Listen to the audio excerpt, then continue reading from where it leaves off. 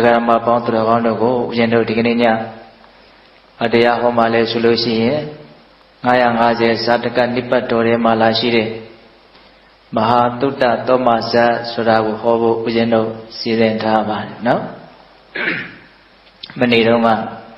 Aketi Zap, no? Dignero, Alondeama, Shileare, Sado Yituku. Saji Sevego, Mahanipa Subirotua, Tadita, Pobjara Shide. Nayangazelema, it is Saji Sevega Duelu, Jane Satoridema, Tima Tuda Tomazaha, Shileazome, Katari, Diangaze, Louddown Shimelo Tene. Hoga Nima, Tirichaya, Pianchi Miro, Hosea, Kauna Lidiga, Twilight, Shite Line. Season the other Tina, Lagani, Yomabe, be it, I don't take Biro, Ayabaya, Missing here. Yojanari, Jaumelotene. Rotana Yilone, Kubyojinari, so on my Jonah Mamalalo, Tilo Leve, so in the Nene Shide, no? Tavime, Jada Laudo, Yojirabo. The Catali Jado Leve, so on Jolo, a chinga, Mima Miva Lalo. Come here, Yomigama, a chain door to impede or Aleshidi. The Joaliga, a day, Yolia Gaune. Go on, not have Jojinariga, Yaji way, now having Genge Biro, Shea, Jordan Jorida, Majovene, Mamule Mene, Dia to or Aleshide. The desert or Yigo Sabiro Tia Leve, Loma Sewanzarebo. Now a day, a jet de wall. Fajiviano leve, Ozia Longauna Utia. A Bankanaraima, say one that they are she. To the Pien, Tizadojiga, Jata alone so nelo, so geneva, no? Timatuta Tomazama, Tigaga, Tisadea, Yorava. Tarimelo, she a Jaoyaga, say one that they are counted to jam. Tizadorema Pare. Sakone, say I Lakanaule, Tuyare. Tima Tuta Thomas Gomia Sopia Pajan Hojaro Muerado, Sora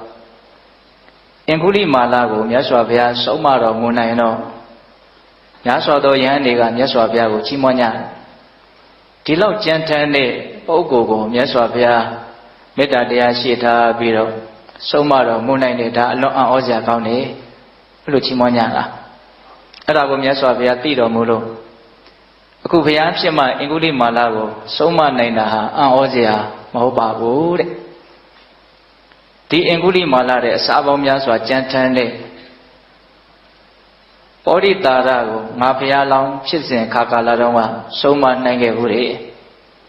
You are in Edidonga Body Taraga, Inguli Malaye, along the Ababe. Edrumia Swavia Mishi Biro. Mahatuta Tomazago, Horror Mugera, no? The end is a language Alesura. Kuru da Inapatanago, Muma, Corbia Mensura, make you read it. Eddie Corbia me, Taga, Tuta Tomalo, Miare, Fialambo. The Chinjaro, Nodiama Tinsha, Georgia, Mahatuta Tomalo, Shiga, Maha Surena Meliva Yare. Pirosatorema, Sula Tuda Thomas, Aleshide. Everywhere Ujino, Pipian and Ine, Padanati, Kati, Mema Leve, Jemeta Sure, Tadea, Tongare.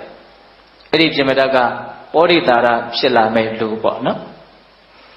Ajayode Kajado, Takadu Gigo, Pina den Lojare. Could I be my Pina den Lumea Wula Suda, Moho Yari, Daka Pina den Suda, Miban and Widenia with Oma. Juno net the Vole Shirao. Pirotakadu Giga, Pina Yelek, Tonga de the Vole Shira. Tayamlo Takadu Gigo, Erika, Pina and Lojara. Trunuku, Trunia by Gisele Barelo Sunade, Bonsoro. Takadu Gigo, Pina den Lare Nema Gove. Takadu Gi, Owema, Lanzea, Deniro, Edicasa Trail. Saidi Umeaudeo. Face with Pite. Rasia, the Oyaude Kajara Pina Denya. Fialoma, Yama Yamina, Tamia de Dredon, Aloma Tile, Dudley. Tajam Canali, a dream of Siayi, let out Sete. Siayi, Pina, do let တပည့်တွေကိုဝိုင်းပြီးတော့ပြန်ပြီးတော့သင်ပေးရတယ်ဆရာတစ်ပိုင်းတပည့်တစ်ပိုင်းပေါ့အထူးသဖြင့်အဲ့ဒီပြမတမင်းသားကိုပြန်ပြီးတော့သူပညာသင်ပေးရတယ်အဲ့တော့တငယ်ချင်းလည်းဟုတ်တယ်ဆရာတစ်ပည့်လည်းဟုတ်တယ်ပေါ့နော်အဲ့ဒါလို့နဲ့ပညာဆုံးလို့တိုင်းပြည်ကိုပြန်ကြမယ်ဆိုတော့ဘုရားလောင်းကသူ့ရဲ့တပည့်ဖြစ်တဲ့တငယ်ချင်းလည်းဖြစ်တဲ့ဒီပြမတကိုစိတ်မချပုံကြည့်ရတာကစိတ်မချစရာအနေအထား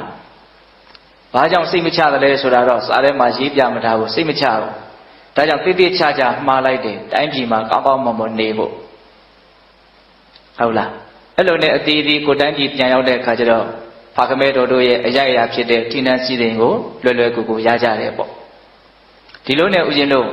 ပြမရရှင်ဘုရင်သုတ္တသောမရှင်ဘုရင်ဆိုပြီးတော့ကိုတိုင်းကိုပြည်မှာအတီးတီးထိနှံအုပ်ချုပ်မင်းလုပ်ကြတယ်နောက်တော့ပိဿတို့သိတဲ့အတိုင်းပဲပြမရမင်းရဲ့စားတော်ကဲကဘယ်လိုလဲဆိုတော့ယတကဟုတ်လားမရရတကခြိုင်မယ်ကွာဆိုတာကြားဦးတယ်မဟုတ်လားအဲ့ဒီယတကစားတော်ကဲရဲ့မေးလျော်ပေါ့ဆမှုကဒီရှင်မင်းရဲ့ဘဝကိုအကြီးအကျယ်အပြောင်းအလဲဖြစ်သွားစေတာပဲမေးလျော်တာကအကြီးတော့မဟုတ်ပါဘူးဒီဘိုလ်ကြောင့်ကိုတကားမပိတ်ခဲ့တဲ့ကိစ္စဒီဘိုလ်ကြောင့်ကိုတကားမပိတ်တဲ့အခါကျတော့ဘုရင်အတွက်ချက်ထားတဲ့အမဲသားတွေအသားတွေအဲ့ဒါတွေကိုခွေးကဝင်စားသွားတယ်အဲ့တော့နောက်နေ့ရောက်တော့ဘုရင်ကိုဆက်ကပ်เสียမရှိဒါဟာအသက်ဆုံးရှုံးသည့်အထိရာဇဝတ်တန်တက်နိုင်တဲ့အနေအထားပေါ့အဲ့တော့သူကလည်းမရမကကြံဖန်ရတယ်ဖြစ်ချင်တော့နောက်နေ့ကဥပုပ်နေ့မို့လို့ဈေးပိတ်တယ်တဲ့သွားဝယ်လို့မရအဲ့တော့ねယတကကဘလို့ကြံလဲဆိုတော့တင်းတိုင်းမှာလက်လက်ဆက်ဆက်မြုပ်ထားတဲ့သူသေးကောင်ကိုညတွင်ချင်းသွားရှာတယ်အဲ့ဒီသူသေးကောင်ရဲ့ပေါင်သားကိုလှီးပြီးတော့ယူလာတာအဲ့ဒါကိုချက်ပြီးတော့ဘုရင်ကိုဆက်ကတ်တယ်ဘလူဘဝမှာဘဝပေါင်းများစွာကျင်လည်ခဲ့တဲ့အဲ့ဒီပြမရကနိကတဲ့အနေအထားဘဝတန်တရားမှာဘီလူဘဝပေါင်းများစွာအဲ့ဒီလူသားကိုယတကကချက်ပြီးတော့လဲကတ်လိုက်ရသူရှားဘောကိုတင်လိုက်တယ်အဲ့ဒီအသားတုံးတုံးကိုအကျော်ပေါင်း9000တခါတည်းပြန့်ပြီးတော့နှံ့ပြီးတော့စိမ့်သွားတယ်တဲ့အရန်ကြိုက်သွားတယ်ဒါပါလေဘဝဓာတ်ခံရဲ့အနေအထားတွေရဲ့ရိုက်ခတ်မှုလည်းပါတာပေါ့နော်အဲ့ဒါနဲ့သူတိုးတိုးလေးမေးတယ်ဒါဘာသာတော့ပေါ့သူ့ရဲ့မျက်နှာမှာအရန်မှလည်းတုံလှုပ်နေတယ်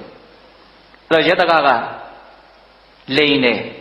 ဒါအမဲသားပါခါတိုင်းစားနေကြအသားပါအဲ့လိုပြောတဲ့အခါကျတော့ဘုရင်ကတန်လျက်ကိုတခါတည်းထဆွဲတယ်မင်းငါ့ကိုမလိန်နဲ့ငါကောင်းကောင်းသိတယ်ပေါ့ငါစားနေကြအသားဟုတ်တယ်မဟုတ်ဘူးဆိုတာငါကောင်းကောင်းသိတယ်ဒါကြောင့်မင်းငါ့ကိုမလိန်နဲ့တခါတည်းတန်လျက်နဲ့ထောက်ပြီးတော့မေးတဲ့အခါကျတော့ဘုရင်မင်းနဲ့တက်ရင်လည်းသေရပါလိမ့်မယ်ပေါ့ဒါလူသားပါလူသားလို့လည်းပြောလိုက်ရောဘုရင်ကတခါတည်းမျက်နှာကပြောင်းသွားတယ်ပြောင်းသွားတာကအလိုမကျတဲ့အမူအရာမဟုတ်ဘူးအလိုကျတဲ့အမူအရာတန်လက်ကိုချပြီးတော့အေးတဲ့ဒီကိစ္စအရေးကြီးတယ်မင်းဘယ်သူမှမပြောနဲ့ဒီရှိကိုတဲ့ငါ့ကိုဘယ်အသားမှချက်ပြီးတော့မပေးနဲ့လူသားကြီးချက်ပေးတဲ့လူတွေဆိုတာကြိုက်မိကြရကြိုက်တာပဲเนาะတကယ်ကြိုက်လာပြီဆိုလို့ရှိရင်အတိညာဟာမှောင်ကျသွားတဲ့သဘောရှိတယ်ဘုရင်တို့အဝိဇ္ဇာပြည့်စရာသင်္ခါရအစရှိသဖြင့်ပရိစ္ဆေသမုပ္ပါဒေသနာမှာဘာကြောင့်တတ္တဝါတွေဟာလိုချင်တာလဲလို့မေးရင်မသိလို့လိုချင်တာလို့အလုံးမှတ်သားဖို့လေဒုက္ခသစ္စာကိုမသိလို့လိုချင်တာပေါ့မသိလို့လိုချင်တာကိုပဲလူတွေဟာအတိများရတယ်လိုချင်လို့မသိသွားတာကိုကြတော့စဉ်းစားမိခဲ့တယ်ပေါ့မသိလို့လိုချင်တဲ့အပိုင်းရှိသလိုလိုချင်လွန်းလို့မသိသွားတာလည်းရှိတယ်ရချင်လွန်းလို့ညံကန်းသွားတာလည်းရှိတယ်အဲ့ဒါကိုဦးဇင်းတို့ပရမတ္ထစက္ခုတိပိဏီကိုပြုစုတဲ့တပည့်ရင်းဆရာတော်ဘုရားကြီးကအဲ့ဒီပရမတ္ထစက္ခုတိပိဏီထဲမှာအဝိဇ္ဇာကြောင့်လောဘဖြစ်တယ်ဆိုတာတော့သိရုံနဲ့မပြည့်စုံဘူးလောဘကြောင့်အဝိဇ္ဇာဖြစ်တာလည်းရှိတယ်ဆိုပြီးတော့အထောက်ထားပြတာရှိတယ်ပေါ့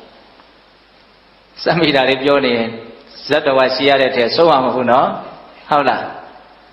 အဲ့ဒါနဲ့ဘုရင်ကဒီကိစ္စအရေးကြီးတယ်ဒါကြောင့်ငါရှိဒီရှိကိုလူသားကြီးဆက်ပြီးတော့ပေးရအဲ့တော့ဘုရင်မင်းနေရတဲ့နေတိုင်းလူကဘယ်လိုလုပ်ရနိုင်မလဲထောင်ထဲမှာလူတွေအများကြီးပဲတဲ့အပြစ်ကြီးတဲ့ကောင်ကိုအရင်စားတတ်တယ်ဟုတ်လားရက်ဆက်တယ်နော်အဲ့လိုနဲ့ဦးဇင်းတို့လူရင်းပဲပြောမှဖြစ်မယ်ဟုတ်လား ထောင်ထဲရလူကုန်ပြီဆိုတဲ့အခါကျတော့ရှားတော်သားကနောက်ထပ်ရောက်မလာဘူးထောင်ထဲရလူတွေကိုထောင်ချတဲ့လူတိုင်းပြန်ပြီးတော့လွတ်လာတယ်ဆိုတာမရှိဘူးအကြောင်းမျိုးမျိုးကြောင့်သေတယ်ဆိုတဲ့စည်ရင်ပဲထွက်လာတော့ရှားတော်သားလည်းအလွန်နည်းသွားတယ်အဲ့ဒါနဲ့ဘုရင်ကဘာကြံပေးလဲဆိုတော့အဲ့လိုဆိုလို့ရှိရင်တဲ့လမ်းပေါ်မှာအတပြားထောင်တုပ်တွေကိုပြစ်ချတာကြလို့ကောင်းပြီလို့ကတော့အဲ့ဒီလူတခိုးပဲဆိုပြီးတော့ထောင်ထဲဆွဲခံရမယ်ထောင်ထဲရောက်ရင်တတ်တယ်ဒါနောက်ကျတော့လမ်းပေါ်မှာဘယ်လိုအတပြားတို့ပြစ်ချထားလို့မှဘယ်သူမှကောင်းမလို့မရှိကြည့်တော့ကြည့်ရဘူးတဲ့ကဲ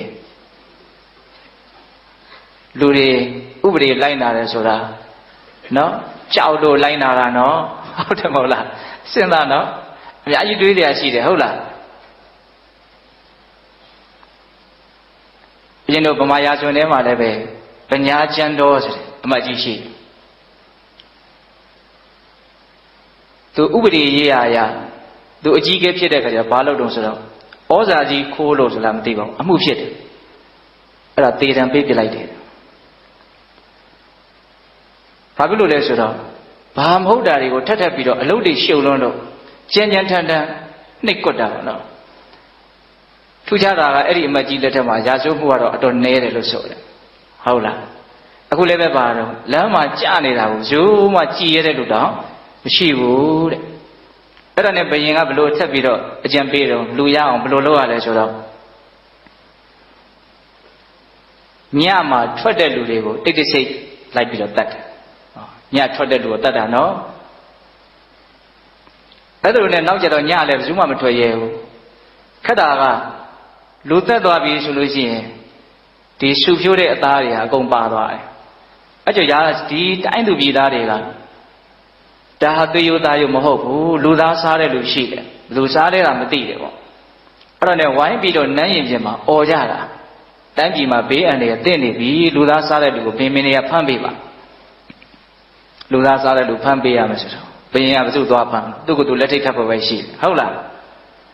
အဲ့တော့ဘယင်ကဘာပြောလို့ဆိုတော့မင်းတို့မှာဖြစ်တဲ့ကိစ္စကိုဘာဖြစ်လို့ငါစီလာអော်နေရတာတော့မင်းတို့ကသူရှားပြီးတော့ဖမ်းမလားတဲ့တရားခံကသူတည်ပြီးသားပဲလေဟုတ်လားအဲ့ဒါနဲ့ဘယင်ကဒီကိစ္စကိုသူဘလို့မှမကင်တွေ့တဲ့အခါကျတော့စစ်သူကြီးဖြစ်တဲ့ကာလဟတိဆိုတာရှိတယ်အဲ့ဒီစစ်သူကြီးကာလဟကဒီတခိုးကိုမိအောင်ဖမ်းမယ်ဒီလူစိုးကိုမိအောင်ဖမ်းမယ်ဆိုဖမ်းတော့မိတာပေါ့မိတဲ့အခါကျတော့မင်းဘာလို့တတ်တော့ဒီလူတွေကိုအဲ့လိုကြမ်းကြမ်းထန်ထန်စစ်တဲ့အခါကျတော့ဘယင်စားဖို့လို့ဒီလူတွေကိုတတ်ရတာမင်းဘယင်းရှင်မှာမေးမယ်ဆိုရင်ကမင်းအဲ့ဒီတိုင်းမင်းပြောရဲမလားနိရတာကိုကြောက်ရတာပေါ့နော်ပြောရဲပါတယ်ဆိုတော့တန်နောက်နေ့ရောက်တော့ဘင်းရဲ့ရှေ့တော်မှာကိုအဲ့ဒီယတကခေါ်ပြီးတော့တိတိဆိုင်ဆိုင်ပြောတယ်အဲ့တော့ဘယင်းကလည်းပဲမျက်နှာမပြတ်ဘူးတတိယတော့တော်တော်ကောင်းတယ်ငါအတွက်လှုပ်လှုပ်ပေးနေတဲ့လူကိုဘာဖြစ်လို့မင်းတို့ကဒီလိုမျိုးဖြစ်နေရတာတော့တဲ့အဲ့လိုတောင်ပြောတာနော်သူ့အတွက်အလှုပ်လှုပ်ပေးနေတဲ့လူကိုဘာဖြစ်လို့ဒီလိုကြမ်းကြမ်းထန်ထန်ဆက်ဆံရတယ်လဲပေါ့ဝန်ခံလိုက်တဲ့သဘောပါပဲအဲ့ဒါလိုလည်းပြောလိုက်ရောကာလဟတိကမင်းကြီးတဲ့လူသားဆိုတာမစားတဲ့မို့ဒါကြောင့်လူသားကိုရှောင်ကျင်တဲ့နဲ့လူသားကိုမစားဖို့အတွက်တားတာပေါ့အဲ့လိုတားတဲ့အခါကျတော့ဘုရင်ကြီးကပြုံးပြုံးမဲ့နားထောင်အဲ့ဒါကာလဟတိကရှေးတုန်းကဖြစ်ခဲ့မှုတဲ့အကြောင်းအရာတွေပါတင်ပြပြီးတော့တားတာမင်းကြီးတဲ့ရှေးတုန်းကငါးကြီးအာနန္ဒာဆိုတာရှိတယ်ယူဇနာနဲ့ချီပြီးတော့ကြည်တယ်အဲ့တော့နောက်တော့သမုဒ္ဒရာထဲမှာဂမူတွေဂမောက်တွေတောင်တွေလိုဟာမျိုးတွေကလည်းရှိတာအလွန်နဲ့တဲ့နေရာမျိုးမှာအဲ့ဒါငါကဘလောက်ကြီးလဲဆိုတော့အဲ့ဒီတောင်ကိုပတ်ထားတာသူ့ရဲ့ကောင်းကသူ့အမီးကိုပြန်ပြီးတော့ကြိုက်လို့ရတဲ့အနေအထားမျိုးအရှိကြီးကြီးပေါ့နော်အဲ့ဒါကိုသူ့အမီးမှမသိဘူးကျန်တဲ့ငါးတကောင်ရဲ့အမီးထင်ပြီးတော့ကြိုက်လိုက်တယ်ဟုတ်လားအဲ့ဒီမှာအဲ့ဒီသူကြိုက်ချီလိုက်တဲ့တကယ်တမ်းအမီးကဘယ်သူအမီးဖြစ်နော်သူ့အမီးဖြစ်နေတယ်အဲ့ဒီအသားကိုသူ့ပါဇက်ထဲထဲပါသွားပြီဆိုတော့ဒီကိုအောင်ကြီးကပေါက်ပြေးသွားပြီလေသွေးတွေပါတွေထွက်ပြီအဲ့ဒီမှာငါးသေးသေးတွေသူ့ထက်သေးတဲ့ငါးတွေကအကုန်လုံးလာပြီးတော့သူ့ကိုစားရတယ်အဲ့ဒါအယိုးပဲကျွင်းတယ်အယိုးတောင်လောက်ရှိတယ်လို့ဆိုတယ်အဲ့ဒါကိုအဲ့ဒီခေတ်ကဇံရအပင်ញင်ယသိတွေကဒီအကြောင်းအရာကိုလူတွေကိုတစ်ဆင့်ပြန်ပြောလို့သမုဒ္ဒရာထဲမှာဒီလိုမျိုးအခြေအနေရှိခဲ့မှုတယ်ဆိုတာကိုသိရတယ်တဲ့အဲ့ဒါကိုတက်တည်ပြလို့မင်းကြီးလူသားဆိုတာမစားဘူးကိုသားကိုပြန်စားရင်ဒုက္ခရောက်မယ်ပေါ့အဲ့လိုပြောတဲ့အခါကျတော့ ပြမတမင်းကကလဟတဲ့မင်းမပုံနေပတ်တွေနဲ့ပြောတတ်တာမဟုတ်ဘူးငါလည်းပြောတတ်တယ်တဲ့မင်းကမစားနဲ့လို့ပြောပြီမလို့ငါကလည်းအလွန်စားခြင်းတယ်ကိုဖြစ်ချင်တာမဖြစ်ရဘူးကိုရချင်တာမရဘူးဆိုရင်လည်းပဲတည်တတ်တယ်တဲ့ဒါကြောင့်မလို့ငါဖြစ်ချင်တာတော့ငါဖြစ်အောင်လုပ်မယ်ဆိုလိုတဲ့အဓိပ္ပာယ်ကနော်အဲ့ဒါသူကဘာကိုတက်တည်ပေးတုံးဆိုတော့သူဇာတာတတိရဲ့သားဆိုတာရှိတယ်ကွာလေအဲ့ဒါဇံရယတိတွေကိုအဲ့ဒီတတိကကိုးဝယ်တာအဲ့ဒါဒီနေ့တော့အဲ့ဒီဇံရယတိတွေကဟောဇဗုရိကျွန်းကနေပြီးတော့မြောက်ကျွန်းကနေပြီးတော့သပြုတပြေသီးဆိုတာကိုခူးလာတာအဲ့ဒီတပြေသီးလေးကိုယူလာတဲ့အခါကျတော့ဒီတတိရဲ့သားကဒီတပြေသီးကိုစားခြင်းစားခြင်းတော့ယတိတွေကိုငိုတောင်းတော့ယတိတွေကကျွေးလိုက်တာပေါ့ကျွေးတော့အဲ့ဒီတပြေသီးကအရန်ကောင်းတဲ့အခါကျတော့ယတိတွေကနောက်နေ့ရောက်တော့ဇန်နဲ့ပြန်သွားပြီဒီကိုပြန်မလာတော့ဒီကလေးကအဲ့ဒီတပြေသီးကိုစားခြင်းထပ်တောင်းတပြေသီးကမရတော့ဘယ်မှာမှမရှိဘူးဘာကျွေးလို့မှမရဘူးအဲ့ဒီတပြေသီးမရတဲ့အတွက်ကြောင့်အဲ့ဒီကလေးစိတ်သက်ဖြစ်ပြီးတော့သေရှာတယ်ပေါ့ဒါကြောင့်တပြေသီးမစားလို့သေတဲ့ကလေးတောင်ရှိသေးတာလူသားမစားရင်ငါလည်းသေခြင်းသေသွားနိုင်တယ်ပေါ့မရှောင်နိုင်ဘူးပေါ့နော်အဲ့လိုပြောတဲ့အခါကျတော့ကာလဟကတခါသုထိယလူလင်ဆိုတာရှိတယ်တဲ့ဥမာတစ်ခုထပ်ပြရနော်အလွန်အမျိုးတန့်တဲ့ပိုက်ဆံပေါ်တဲ့တထေတာတယောက်ပေါ့နောက်အရက်ကြိုက်တဲ့အတွက်ကြောင့်ဒီစွန့်တဲ့အတွက်ကြောင့်ဆွေတွေမျိုးတွေစီးတဲ့ဥစ္စာတွေကိုစွန့်ပြီးတော့လမ်းဘေးမှာကိုယ်ဝယ်ရမယ်သိခဲ့ရဘူးတဲ့ဒါကြောင့်ယတ္တတဏရှာရဲ့အလိုကိုမလိုက်တဲ့ဘူးလို့ကာလဟတိကတရားချတာ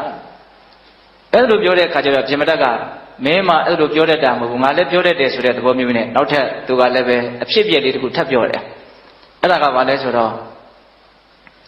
စောစောကပြောခဲ့တဲ့သေသွားတဲ့ကလေးရဲ့ဖေးသူဇာတာတကြွယ်ပေါ့နောက်တော့ယတိတွေကပြန်လာအဲ့တော့ယတိတွေနေတဲ့ကျောင်းကိုသူကသွားပြီးတော့အိတ်တာအိတ်တဲ့အခါကျတော့ညမှာတရားမင်းကအဲ့ဒီယတိတွေကိုလာပြီးတော့ရှ िख ိုးတယ်တဲ့အဲ့တော့တရားမင်းရဲ့နောက်ကနေနတ်သမီးတွေပါလာတယ်လို့ဆိုတယ်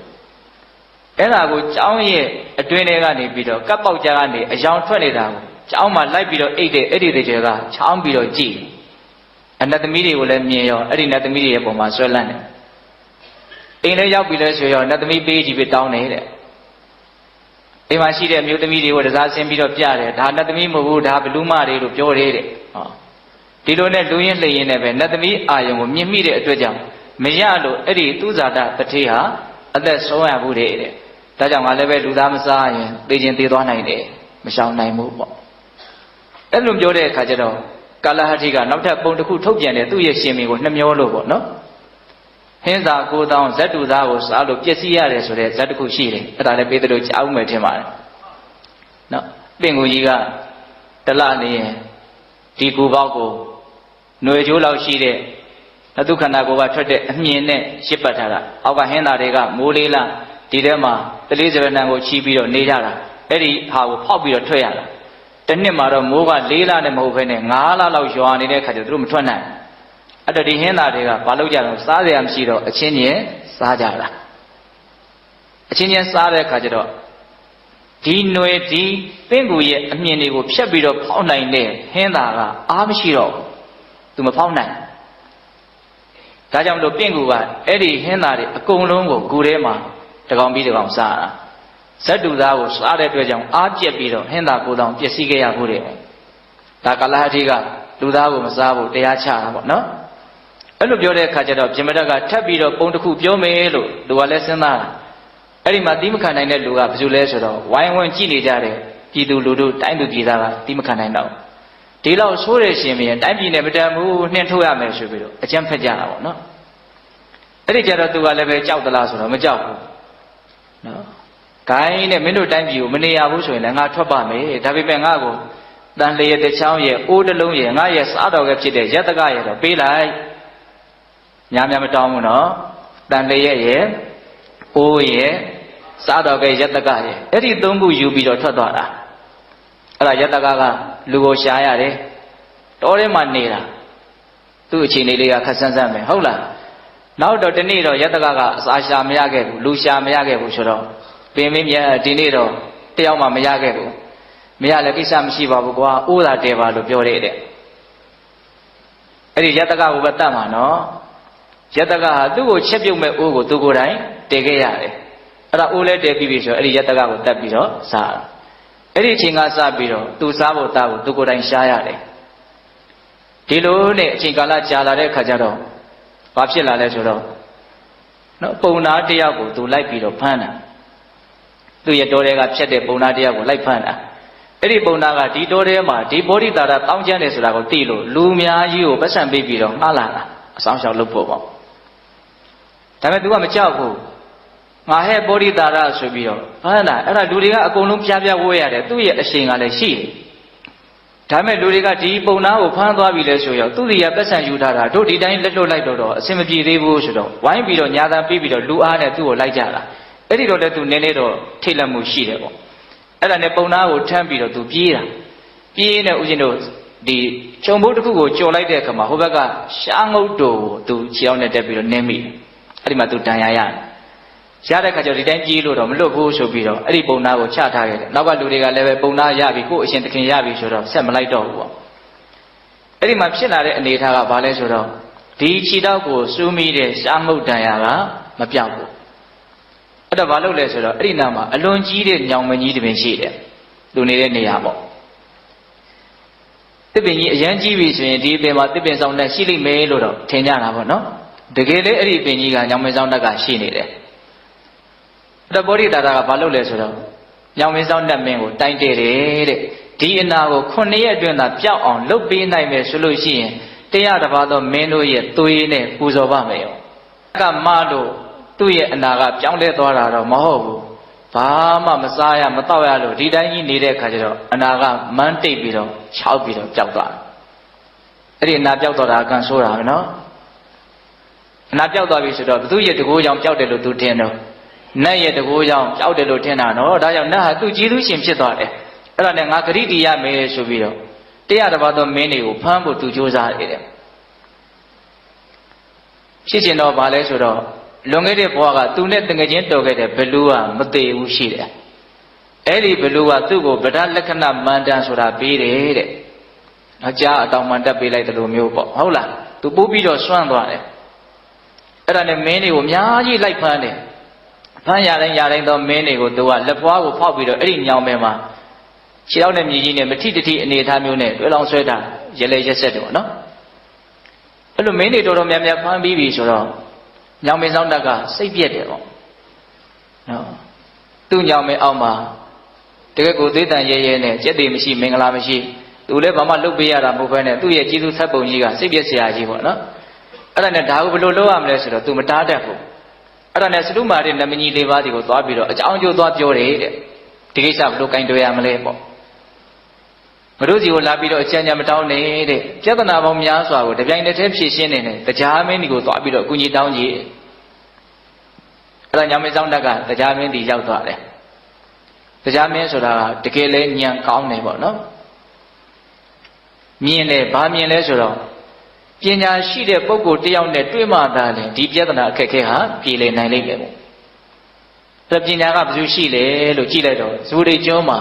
သုဒ္ဓသောမကိုမှီတဲ့ပညာကြီးတဲ့ပုဂ္ဂိုလ်တယောက်မှမရှိဘူးဒါကြောင့်မလို့ညောင်မင်းဆောင်တက်ကိုအကြံပေးတယ်မင်းအဲ့ဒီဘောဓိတာရကိုထင်ပြပြီးတော့ရှိရနေပြေးတွေ့ပြီဆိုလို့ရှိရင်မကျေနပ်တဲ့အကြောင်းပြောဘာလို့မကျေနပ်လဲလို့မေးလို့ရှိရင်ပုံတော်ကြောမင်းတွေကိုဖမ်းလာပြီးတော့လာပူဆိုတယ်တကယ်မင်းကိုကြတော့မဖမ်းဘူးဒါကြောင့်သုဒ္ဓသောမမပါလို့ငါမကျေနပ်နိုင်ဘူးလို့မင်းပြောလိုက်အဲ့ဒါဆိုရင် तू ကသုဒ္ဓသောမကိုရအောင်ဖမ်းလိုက်တယ်အဲ့ဒီသုဒ္ဓသောမမင်းပညာရှိရောက်လာပြီဆိုရင်ဒီပြဿနာကိုသူ့ရှင်းလိုက်မယ်ပညာရှိကိုယုံကြည်တယ်နော်ဟုတ်လားအဲ့လိုပြောတဲ့အခါကျတော့ညောင်မင်းဆောင်တက်ကအဲ့ဒီဗောဓိတာရမြင်အောင်ယဟန်အသွင်ပြတယ်လို့ဆိုတယ်တော့ယဟန်ဆိုတာလည်းမင်းတစ်မျိုးပဲဆိုတော့တတ်ဖို့လိုက်တယ်ဒီဗောဓိတာရကဒါပေမဲ့လိုက်တယ်မမိဘူး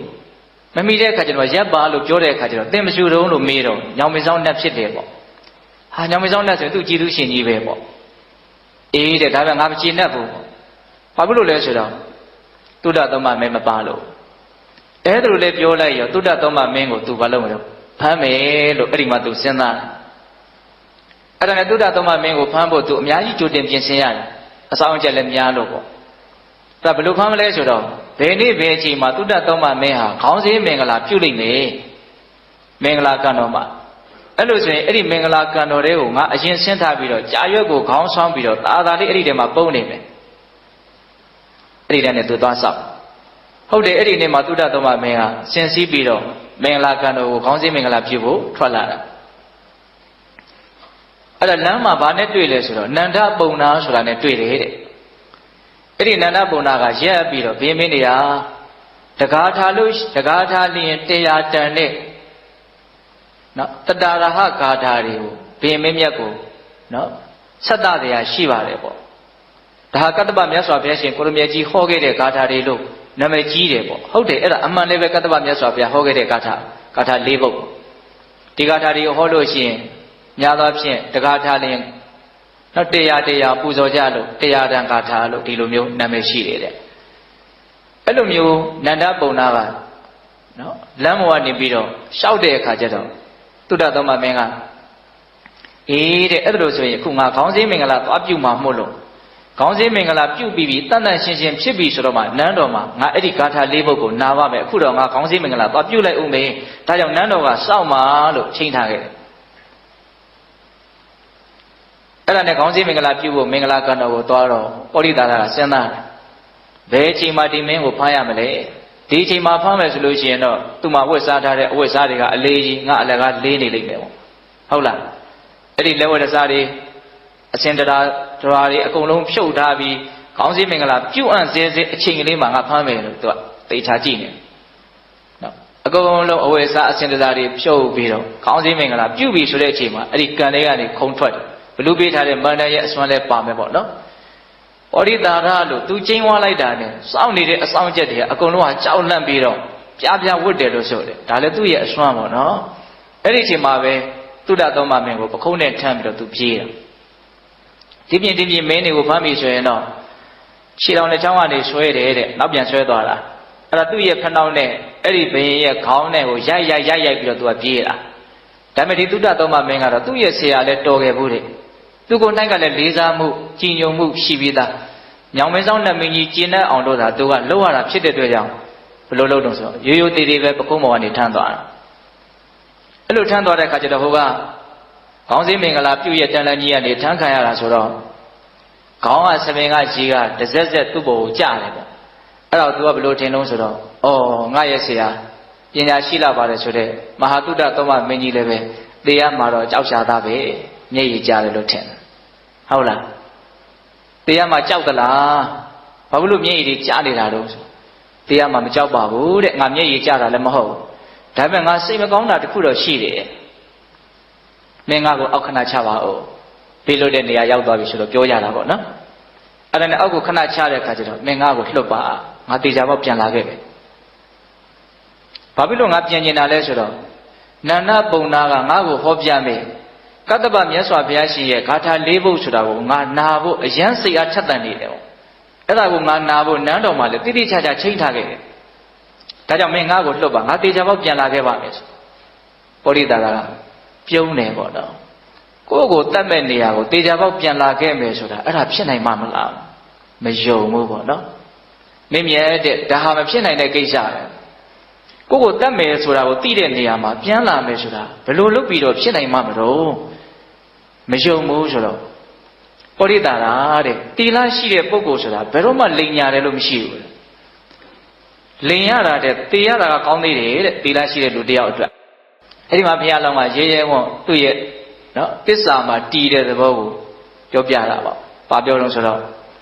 ့ဒီလောကကြီးမှာနေတွေလတွေပြုတ်ကြရဤတဲ့ငါဘယ်တော့မှမှုသားမပြောဘူးတဲ့။ဟုတ်လား။မြစ်တွေအညာကိုဆမ်းပြီးတော့တက်သွားရဤငါဘယ်တော့မှမှုသားမပြောဘူးတဲ့။နော်စီးစင်းနေတဲ့မြစ်တွေအပေါ်ဆမ်းပြီးတော့တက်သွားခြင်းတက်သွားမယ်ငါဘယ်တော့မှလိန်ညာတဲ့စကားမပြောဘူးပေါ့နော်။ဟောဒီကဘာမြေကြီးပြန်ပြီးတော့လှမ်းပြီးတော့မှောက်ခြင်းမှောက်သွားလိမ့်မယ်တဲ့ငါဘယ်တော့မှမှုသားစကားမပြောဘူးတဲ့။တော့မြင့်မို့တောင်ကြီးနေရာရွေ့ခြင်းရွေ့သွားလိမ့်မယ်ငါဘယ်တော့မှမှုသားမပြောဘူးတဲ့မင်းငါနဲ့အတူတူနေခဲ့ဘူးတာငါဘယ်တော့မှလိန်ပြောတာကိုမင်းတွေ့ဖို့လေပေါ့နော်အဲ့လိုပြောတဲ့အခါကျတော့ပောရိတာကသူ့ရဲ့ဆရာကိုလေးစားမှုလည်းရှိတဲ့အခါကျတော့ပြန်လာမှတေချာရလာတေချာတယ်အဲ့လိုဆိုရင်မင်းကြီးကြိမ်မာတဲ့ကြိမ်ခိုင်းတာနော်အဲ့ဒီခေတ်ကကြိမ်တာကသူက ဒီဓာတ်တို့တန်လျက်တို့လှန်တို့အဲ့ဒါကိုခိုင်းတွဲပြီးတော့ကျင်လို့ရှိရင်သူကဒါကြောက်စရာအကောင်းဆုံးကျင်တွယ်မှုလို့ဆိုနိုင်တယ်ပေါ့အဲ့ဒါပေါ့သုဒ္ဓသောမကအဲ့ဒီဓာတ်ကိုကိုင်းပြီးတော့ကျင်တာသူပြန်လာခဲ့မယ်ပေါ့အဲ့ဒါဗောဓိတာရကဘယ်လိုစိတ်ကူးလဲဆိုတော့စိတ်ထဲမှာနည်းနည်းနူးညံ့မင်းကြီးကိုငါပြန်လွတ်မယ်သူ့စိတ်တွေးထဲမှာပြန်လာခြင်းလဲလာမလာခြင်းလဲနေပါစေတကယ်လို့ညောင်မင်းဆောင်တတ်ကမကြည်နေဘူးဆိုရင်ငါရဲ့လက်မောင်းသွေးကိုပဲဖောက်ပြီးတော့ငါသုဒ္ဓသောမမင်းရဲ့ကိုစားဆိုပြီးတော့ဒီလိုပဲပူဇော်လိုက်တော့မယ်မင်းကြီးစိတ်ဆင်းရဲတော့သူသိမကြည့်ခြင်းဒါပေမဲ့ပြန်လာခြင်းလဲလာပါစေမလာခြင်းလဲနေပါစေသူ့စိတ်ထဲမှာအဲ့ဒီတွေးရှိတယ်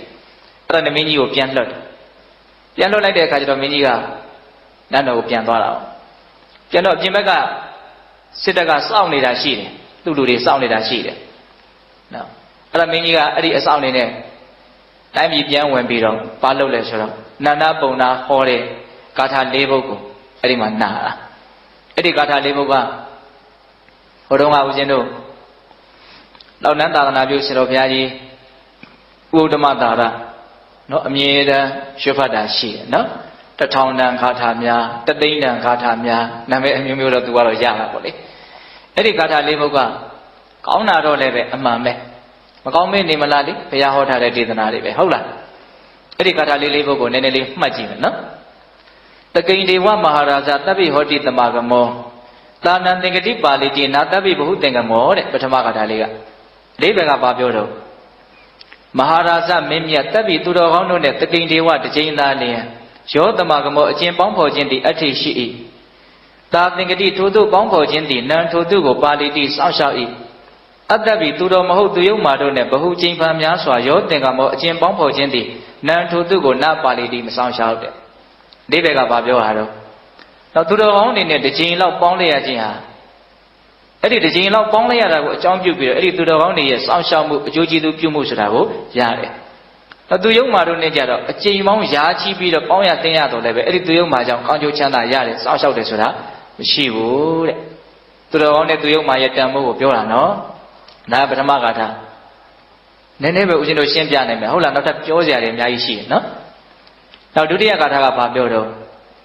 တပ္ပိဒေဝသမာတိထတပ္ပိကုဗ္ဗေထတန်ထဝံတတံတရမမညာယသေယောဟောတိနပပိယောတဲ့ရာဇမင်းမြတ်တပ္ပိဒေဝသူတော်ကောင်းတို့နဲ့တာလင်သမာတိထပေါင်းဖော်ကုန်ရ၏တပ္ပိသူတော်ကောင်းတို့နဲ့တန်ထဝံပေါင်းဖော်ခြင်းကိုကုဗ္ဗေထပြုကုန်ရ၏တတံဘုရားဆရှိသောပညာရှိတို့၏တတ္တမသူတော်ကောင်းတရားကိုအညာယသိ၍သေယောအထူးသဖြင့်မြတ်သည်ဟောတိဖြစ်၏ပါပိယောယုံညံ့သည်နာဟောတိမဖြစ်ရတဲ့အိဗေကဘာပြောတာတော့သူတော်ကောင်းနေနဲ့ပေါင်းသူတော်ကောင်းတို့နဲ့ပေါင်းခြင်းကိုအကြောင်းပြုပြီးတော့တကယ်လို့သူတော်ကောင်းတရားကိုသာသိရမယ်ဆိုရင်အဲ့ဒါမြင့်မြတ်မှုသာလည်းဖြစ်နိုင်တယ်ယုံညံ့မှုဖြစ်နိုင်ဘူးတဲ့တနည်းအားဖြင့်အမျက်ဖယ်ရမယ်အရှုံးဆိုတာဘယ်တော့မှမရှိဘူးတဲ့နောက်သူတော်ကောင်းနဲ့ပေါင်းရမယ်သူတော်ကောင်းနဲ့ပေါင်းလို့ရှိရင်သူတော်ကောင်းတရားကိုသိရလိမ့်မယ်သူတော်ကောင်းတရားကိုသိရပြီဆိုရင်တော့ယုံညံ့မှုဆိုတာဘယ်တော့မှမရှိဘူးမြင့်မြတ်မှုသာနဲ့သိကြပါဦးဖြစ်လိမ့်မယ်လို့ပြောတာဒါဒုတိယဂါထာပါနော်နောက်တတိယဂါထာပါပြောတော့ရှီရန္တိဝေရာဇရထသူစိတ်တာအထောတရိရံပိစရံဥပေတိတတင်္စဓမ္မောနာစရံဥပေတိတန်တော်ဟဝေတပ္ပိပုဝေတယန္တိအဓိပ္ပာယ်ကဘာပြောတော့ရာဇမင်းမြတ်သူစိတ်တာကောင်းစွာစမ်းကြယ်ကုန်သောရာဇရထမင်းစီယထာတို့သည်ဝေစင်စစ်ဧကံအဖြင့်ဇီရန္တိရွှေမြေပျက်စီးကုန်၏အထောထုံမတပါတရိရံပိဒီခန္ဓာကိုယ်ကြီးတည်လိပြီစရံအိုခြင်းသို့ဥပိတိရောက်တတ်၏တတံသူတော်ကောင်းတို့၏ဓမ္မောစနိဗ္ဗာန်တည်းဟုသောတရားတွေကစရံအိုခြင်းသို့နဥပိတိမရောက်တန်တော်ဘုရားဆရှိသောသူတော်ကောင်းတို့သည်တပ်ပြီးနိဗ္ဗာန်တည်းဟုသောသူတော်ကောင်းတရားကိုဟဝေစင်စစ်ဧကံပဝေတယန္တိချီးမွမ်းကြကုန်၏တဲ့လောကကြီးမှာမင်းစည်းတဲ့ယထာတွေစမ်းသမ်းကြဲကြဲခက်ခဲချင်းချင်းလှုပ်ထားတယ်ဒါပေမဲ့အဲ့ဒါတွေဟာတစ်ချိန်ကြတော့အိုမင်းဟောင်းတွန်းဆွေးမြေ့ပြီးတော့ပုံမရတဲ့အနေအထားကိုရောက်သွားတယ်အဲ့လိုပဲတတ္တဝါတွေရရှိနေကြတဲ့ခန္ဓာအသီးသီးဟာလည်းပဲတစတစနဲ့အိုမင်းယိုယွင်းပြီးတော့နောက်ဆုံးသုံးစားလို့မရတဲ့အနေအထားတွေရအောင်ပျက်စီးသွားလိမ့်မယ်ပေါ့ဟောဒီလောကကြီးမှာအိုမင်းချင်းဆွေးမြေ့ချင်းပျက်စီးခြင်းမရှိတဲ့နိဗ္ဗာန်ဆိုတဲ့သူတော်ကောင်းတရားဆိုတာရှိတယ်ပေါ့နော်အဲ့ဒီနိဗ္ဗာန်ဆိုတဲ့တရားကတော့ဘယ်တော့မှအိုတွေဟောင်းတယ်ဆိုတာမရှိဘူးတဲ့အဲ့ဒီသူတော်ကောင်းတရားတွေကိုဘုရားဆရှိတဲ့သူတော်ကောင်းကြီးတွေဟာအလွန်တရာမှချီးမွမ်းကြတယ်တဲ့ဒါအကောင်းဆုံးပဲဆိုတာကိုသိတဲ့မြင်တဲ့နားလေတဲ့အတွက်ကြောင့်အဲ့ဒီသူတော်ကောင်းတရားကိုသူတော်ကောင်းတွေဟာချီးမွမ်းကြတယ်တဲ့ဒါကတတိယဂါထာပေါ့နော်နောက်လေးခုမြောက်ဂါထာကဘာပြောတော့နဗင်စတူတွေပထဝီစတူတွေပါရသမုဒ္ဒတတရာဟုတူတွေ Tado we do not tell what and did the Sada more other than Saraza. Raza Mimia Navensa Kong and Dili Duri Mijin and Wigwa Laji. But we saw Miji Dili Duri Kong and Wigwa Laji. Kong and Mijin and Wijive, Elu Miji are like Kong and Wijive. The Moda that Mudia is Yambara, Chintapagandi, Atishi, Tambara, Tutapagandi, Duri, Widi, who you are Sojago. The door to Kong and me, the Mudia can't defend it if a weak one teacher, who is in the Ega option. The Dan to the Gondui, Damosa, they are the body lago. Other than to the Maho to Yomadui, Damosa, they are the body lago. Do that, and no willa if we were Sojago eat. Kong and me, we are check. The Mudia who began it, began with a check. To the Gondui, they are net to Yomadu, they are at that check will be we are it, Bama Masai no? Lungari Pure Zagana Joino, Bama Masai Muluwe, Piogo Shide, to the Gondia and to Yoma de Asoda. Logama, a week was a yard to Tepupiro, week ware, Bama Masai Mu. No, Raga Ujino Pale, Legum Yau Kataye, a day before. Eddie Kata Libo go, Nana Bonaga, Hore Kato, Pialama, a day ago, a young Nale Redjam, Sitama Alodiama, knitted Ginet. Tajamolo to say them up, Lauti, Dibona, oh, Puzo Generation, tea time Gigi Fulo, the Pay like Chene, Tigata Libo, not on Tamelo, Ludiawe, Enga Weza, Joey Lakana, a Chinego, Chida Debo, Pialama, Chile de Catero, tea time Gigo, Ocho Nine, Sway, that in the action, Simin, China, and Bonga, Dibona Maba. The Gelo that Sway, that the Temia de Bonga, Pare, Bogo, that Chimason, to time you pay like Bonga Machine to my bail. Pave Pilesuro, Ona, the Tigatari of Lautano, they are Damare Bemias, a Elusian, Cesar Depiro, at the town Bemes, the town Be. The Hada Katari Chedora, no? Era ne Ediago Nabiroma, Orida Lega Lola Vi should be Megan Pag and Jilution with Otway. Maybe one of my thought with the Diago is in Narevana. I don't do that, Kajo, Megan Pagan, Eddie Boy, I will Megan Pagan letter Mateo. Mata will Lula less or I'm a may wood.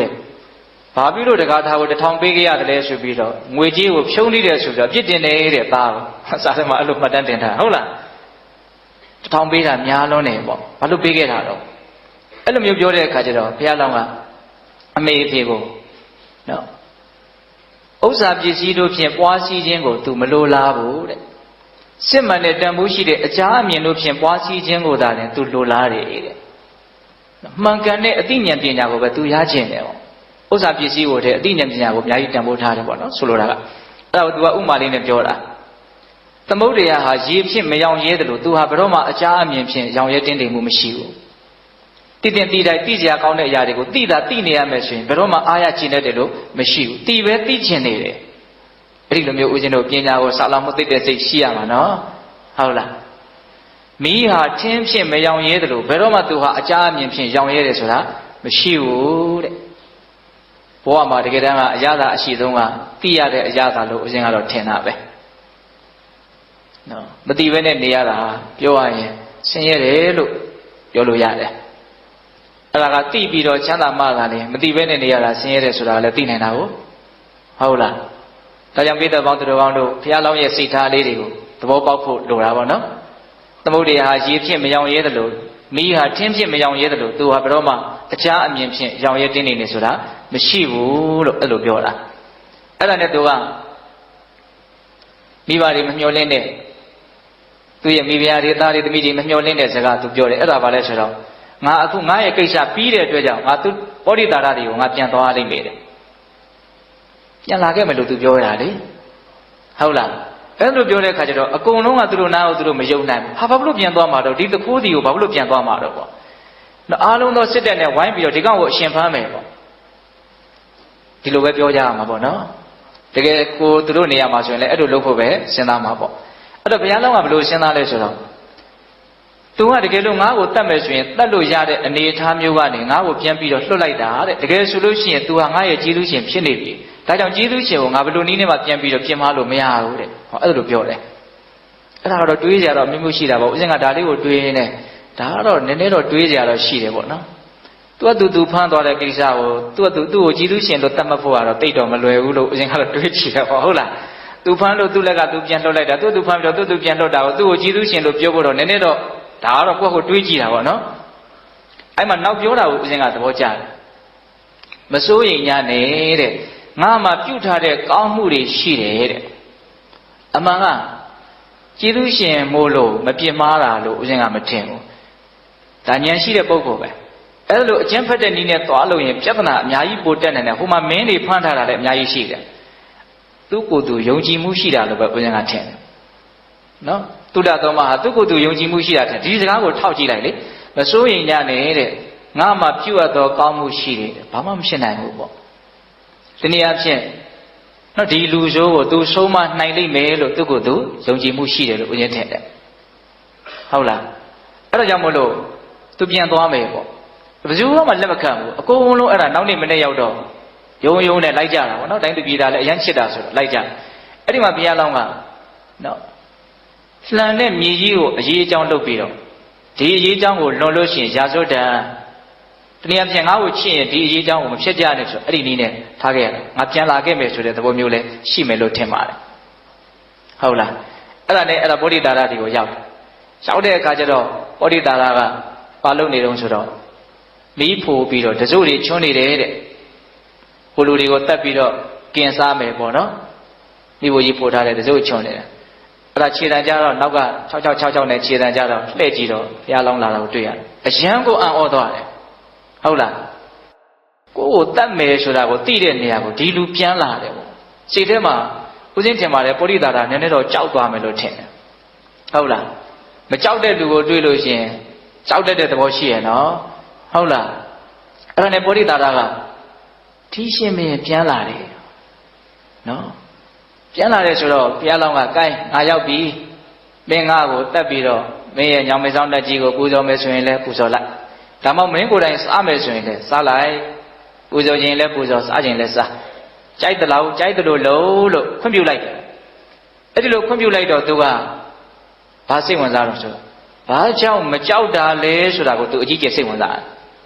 စဉ်းစားနော်အဲ့ဒါဘာလို့မကြောက်တာလဲလို့သူတွေးတဲ့အခါကျတော့ဒီရှင်မင်းကဂါထာ၄ပုဒ်ကိုသွားပြီးတော့နာယူမယ်လို့ပြောတယ်အဲ့ဒီဂါထာ၄ပုဒ်ရဲ့အစွမ်းကြောင့်သူမကြောက်တာဖြစ်မယ်နဲ့တူတယ်အဲ့လိုဆိုလို့ရှိရင်ငါလည်းပဲမကြောက်တဲ့လူတစ်ယောက်ဖြစ်ရင်တော်တော်ကောင်းမယ်ဟာသူလည်းပဲကြောက်တတ်တဲ့သဘောရှိတယ်ဆိုတာသိကြတယ်နော်သူမကြောက်ချင်တဲ့လူပေါ့နော်ဒါကိုဖတ်တော့ဦးဇင်းကစဉ်းစားတယ်ဦးဇင်းကိုယ်၌ကလည်းအရန်ကြောက်တတ်တဲ့သဘောရှိတယ်ရွာမှာကိုရင်နေနဲ့ရွာเจ้าမှာနေတော့မှရွာเจ้าဆိုတာကကုရီဆိုတာကကျောင်းစီယိုးမှာလောက်မှရှိတာညတိုင်းအဲ့ဒါကျင်ငယ်လေးပါလေးစွန့်ရင်တယောက်ထက်ထပ်ပြီးတော့ဘရောမှမသွားရဘူးအဲ့ဒါကိုရင်တစ်ပါးကိုခက်ခက်ချင်းနှိုးရတယ်ဟုတ်လားအဲ့တော့အမြဲတမ်းစဉ်းစားတယ်ကြောက်ရတာဆင်းရဲလိုက်တာဒါပေမဲ့ဆင်းရဲတယ်လားပြောတာမကြောက်ဖက်လဲမနေနိုင်ဘူးဒီအကြောက်ကိုဘလို့မှမလှန်နိုင်ဘူးအခုဟောရှိလားဆိုတော့ရှိတာပဲဟုတ်လားကြောက်တယ်ပေါ့နော်တချို့ကြောက်တာမကြောက်တာကပင်ကိုဗီဇတွေနဲ့လည်းဆိုင်မယ်လို့ထင်တယ်နော်ချက်တန်းခဲ့ရတဲ့ဘဝအနေအထားတွေပေါ်မှာလည်းအများကြီးမူတည်မယ်လို့ထင်တယ်ဟိုမကြောက်တိုင်းတရားသိတယ်လို့တော့ပြောလို့မရဘူးဦးစင်ငယ်ငယ်တုန်းကညီကိုလေး2ယောက်ရှိတယ်ဘာမှမကြောက်ဘူးအဲ့ဒါလေချင်းမှာ9000နဲ့ဟုတ်လားဖားရိုက်သွားတယ်အဲ့ဒီလေကွင်းတွေကတစ်ပင်အောက်မှာတခါလေတယောက်တည်းအိတ်ချင်းအိတ်နေတာဘာမှကြောက်တာမရှိဘူးနော်ထားတော့စက်မိတာတွေရှောက်ပြောနေတရားရှိတော့မယ်နော်အဲ့ဒါဘာလို့မကြောက်တယ်လဲဒီဂါထာတွေကြောင့်မကြောက်တာဖြစ်မယ်အဲ့ဒါနဲ့ဒီဂါထာတွေကိုသူ့ကိုဟောဖို့တောင်းပန်ဒီဂါထာတွေကိုသူ့ကိုဟောပါအဲ့တော့ဘုရားလောင်းကဘာပြောလို့ဆိုတော့အော်မင်းနဲ့ဒီဂါထာတွေနဲ့တန်လို့လားတဲ့နည်းနည်းနှိပ်ကွက်တာပေါ့နော်မင်းလက်ကသွေးစွန်းနေအလွန်ကြမ်းထက်တဲ့လူသားတိဟုသောအကြောင်းကြောင့်အားလုံးသောမကောင်းမှုတွေကိုလုပ်ပြီးတော့တိုင်းပြည်ကိုတောင်စွန့်လောက်အောင်နော်ကိုယ့်ရဲ့ဒီလောဘကိုအလိုလိုက်တဲ့လူဒီတရားတွေဘောတွေကမင်းအတွက်ဘာအသုံးကျမှာမလို့တော့ဘူးဒါတွေကိုသိတော့မင်းဘာအကျိုးရှိမှာမလို့မင်းနဲ့ဒီတရားနဲ့လုံးဝမတန်ဘူးဆိုတဲ့သဘောမျိုးပြောရနော်အဲ့လိုမျိုးပြောတဲ့အခါကျတော့မခံချင်ဘူးမင်းကြီးတဲ့တချို့ရှင်မင်းတွေလည်းပဲသမင်တွေတတ်ဖို့အတွက်တောထဲကိုဝင်ကြတာရှိရပဲတဲ့နော်ဘာထူးလဲပေါ့သူကလူသားစားခြင်းလို့တောထဲဝင်တယ်တချို့ရှင်မင်းတွေကသမင်သားစားခြင်းလို့တောထဲဝင်ကြတာဘာထူးတော့ဆိုထူးတာပေါ့တဲ့မင်းကဇတ်တူသားချင်းချင်းကိုစားဖို့ကြိုးစားတာဒါကြောင့်မင်းကပို့ပြီးတော့မိုက်တယ်ပေါ့အဲ့လိုပြောတော့ तू မခံချင်ဘူး အဲ့ဒါနဲ့မခံချင်းတော့ပြန်ပြီးတော့ပြောစရာစကားကလည်းမရှိဘူးမရှိတဲ့ခါကျတော့လူတို့ရဲ့သဘာဝအတိုင်းအပြစ်မရှိအပြစ်ရှာတယ်ပေါ့နော်ဘာအပြစ်ရှာပြောလို့ဆိုတော့မင်းကြီးကမှမိုက်တာတဲ့ဘာဖြစ်လို့တော့ဆိုတော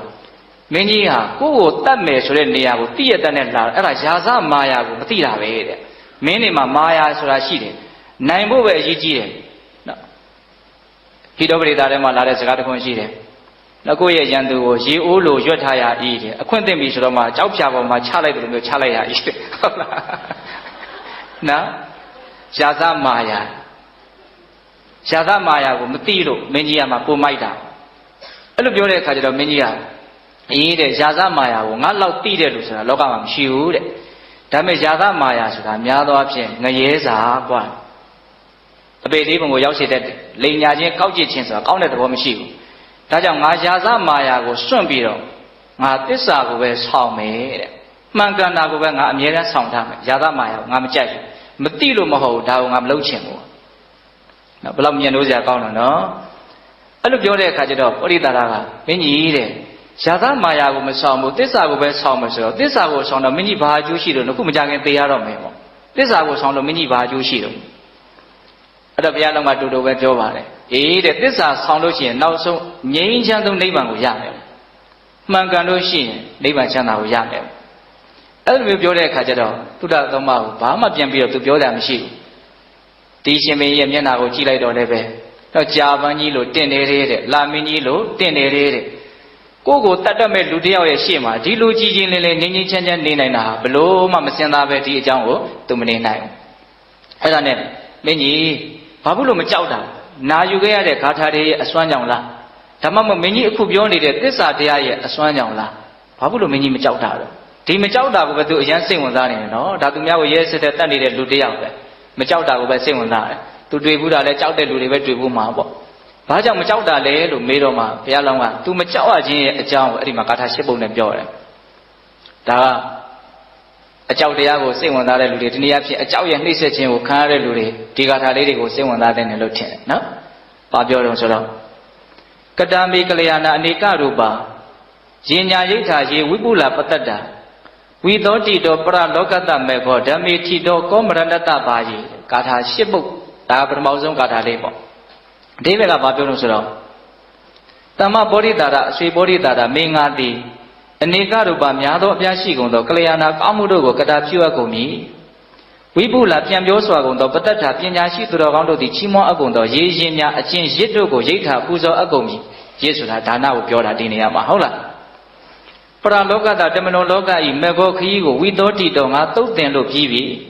မေဂီကုသိုလ်တရားနဲ့ဖြီတော်တည်သောမာတီသောငါနဲ့တူသောကိုအဘယ်မြည်သောသူသည်မရဏတသေဘေးမှာဘာကြီးကြောက်ရပါအပ်နေတဲ့အဓိပ္ပာယ်ပြန်ပြောမယ်နော်ကုသိုလ်ကောင်းမှုတွေငါအများကြီးပြုပြီးပြီပညာရှိသူတော်ကောင်းတွေအယံချီးမွမ်းတဲ့ဒါနဆိုတဲ့အကောင်းဆုံးရည်ကြီးကိုလည်းပဲငါပြုပြီးပြီဟုတ်လားတမလွန်လောကကိုသွားဖို့အတွက်လမ်းခီးကိုလည်းအတန်ရှင်းဆုံးအဖြူစင်ဆုံးအဖြောင်ပြူဆုံးဖြစ်အောင်ငါသုတ်တင်ပြီးပြီတဲ့အဲ့ဒါလိုကုသိုလ်ကောင်းမှုတွေနဲ့ပြည့်စုံနေတဲ့အစသာရာပြင်ဆင်ပြီးသားဖြစ်တဲ့ငါလိုလူဟာဘာကြောင့်သိခြင်းတရားကိုကြောက်ရမှာတော့တဲ့ကောက်ချက်ဆွဲတတ်ဖို့လိုတယ်နော်ကောင်းမှုတွေလည်းပြုပြီးပြီလှုပ်တင်လှုပ်ထိုက်တာကိုလှုပ်ပြီးပြီတမလွန်ခီးအတွက်အရှုပ်အထွေးအနှောင့်အယှက်ဖြစ်မှာတွေကိုအကုန်လုံးသူတန်ရှင်းရေးလှုပ်ပြီးပြီသူသွားမဲ့လမ်းကြောင်းဖြောင်းနေတယ်ပေါ့ဆိုလိုတာကသွားမဲ့လမ်းကြောင်းကိုဘယ်နည်းနဲ့ဦးဇင်းတို့ရှင်းမလို့ဒါစဉ်းစားဖို့လိုတယ်နော်ကြိုတင်ပြီးတော့စဉ်းစားဖို့လိုတယ်ကိုသွားမဲ့လမ်းဟုတ်လားအဲ့လိုကောင်းမှုနဲ့ပြည့်စုံတဲ့တမလွန်ခီးအတွက်အရန်သစ်ဖြစ်အောင်လှုပ်ထားတယ်ငါလိုလူအတွက်သိခြင်းတရားကိုဘာဖြစ်လို့ကြောက်ရမှာတော့တဲ့ဒါကကောင်းမှုလုပ်ပြီးလို့မကြောက်တဲ့အကြောင်းကိုပြောတာဟုတ်လားဆက်ပြီးတော့ပြောတာကအမေအဖေရဲ့ပုံမှာလှုပ်တဲ့လှုပ်ထိုက်တာတွေကိုငါလှုပ်ပြီးပြီတဲ့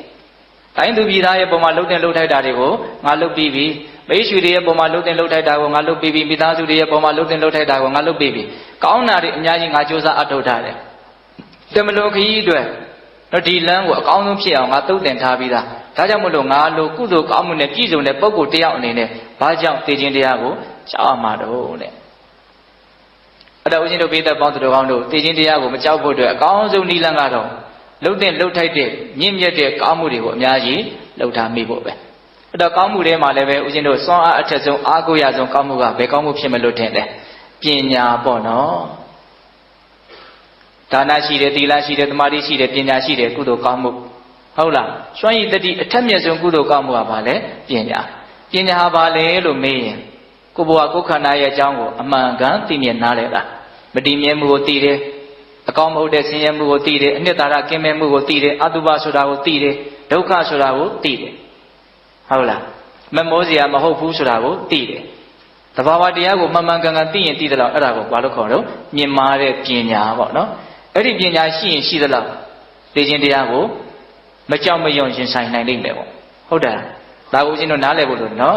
်အရိယာပုဂ္ဂိုလ်တွေသိခြင်းတရားကိုမကြောက်ဘူးဆိုတာနိဗ္ဗာန်ချမ်းသာဖို့တောင်သိနိုင်မြင်နိုင်သည်အထိဉာဏ်ပညာတွေမြင်မနေလို့ပေါ့ဟုတ်လားအဲ့လိုဘုရားတော်ကနောက်ဂါထာ၈ပုဒ်နဲ့သိခြင်းတရားကိုသူဘာဖြစ်လို့မကြောက်ရတာလဲဆိုတာကိုပြောပြတာဒါလေးကမှတ်သားစရာတော့အရင်ကောင်းပါတယ်ဟုတ်လား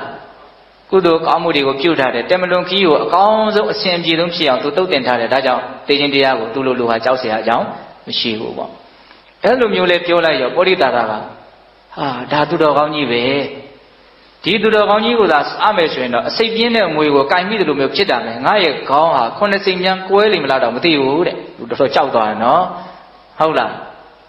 းပောရိတာကဘုရားလောင်းကိုမစားရဲဘူးအဲ့ဒါနဲ့ဘယင်မင်းမြတ်တဲ့အဲ့ဒီဂါထာ၄ပုဒ်ရဲ့အစွမ်း